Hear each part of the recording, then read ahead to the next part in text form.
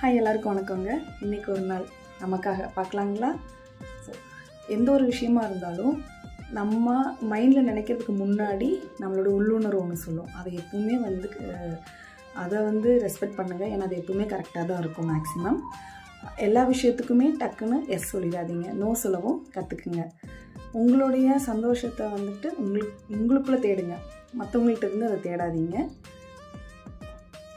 உங்களோட உடம்பை யாரையுமே கிண்டல் பண்ண, விளையாட்டுக்கு கூட கிண்டல் பண்ண அனுமதிக்காதீங்க. எப்பவுமே எல்லாருக்குமே நல்ல பிள்ளையாக இருக்க முடியாது இல்லைங்களா? ஸோ எல்லாருக்குமே நல்ல பிள்ளையாக இருக்கணும்னு என்றைக்குமே ட்ரை பண்ணாதீங்க. ஏன்னா அது உங்களோட ஓன் கேரக்டரை ஸ்பாயில் பண்ணிடும். இப்போ உங்களோட ஒரிஜினல் கேரக்டர்னு ஒன்று இருக்கும்.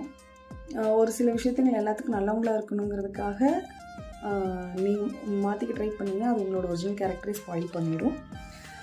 சின்ன சின்ன விஷயத்துக்காக உங்களை கீழே போக விட்டுறாதீங்க. அதுக்கப்புறம் நம்ம அதை கீழே போகிறது ஈஸி, அதிலிருந்து மீண்டும் மேலே வர்றது ரொம்ப ரொம்ப கஷ்டம். ஸோ சின்ன சின்ன விஷயத்துக்கெல்லாம் அதை தலைக்கெட்டு போகாதீங்க.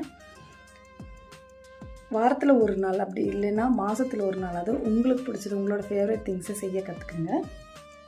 எப்பவுமே பாசிட்டிவாக இருங்க, ஹாப்பியாக இருங்க. அதாவது கஷ்டம் இல்லாமல் யாருமே இருக்க மாட்டாங்க. கஷ்டம் கண்டிப்பாக யாருமே இல்லாத ஆள் இந்த உலகத்திலே கிடையாது. ஒவ்வொருத்தருக்கும் ஒவ்வொரு விதத்தில் கஷ்டமாக இருக்கும்.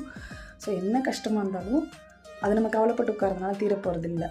ஸோ அதுக்கான அது ஒரு பிரச்சனையை எப்படி தீர்க்கலாம் அப்படிங்கிறத யோசிங்க. அதை விட்டுட்டு அதுலேயே உட்காந்துருந்தீங்கன்னா சத்தியமாக முடியாது. ஸோ இதெல்லாம் ட்ரை பண்ணி பாருங்கள்.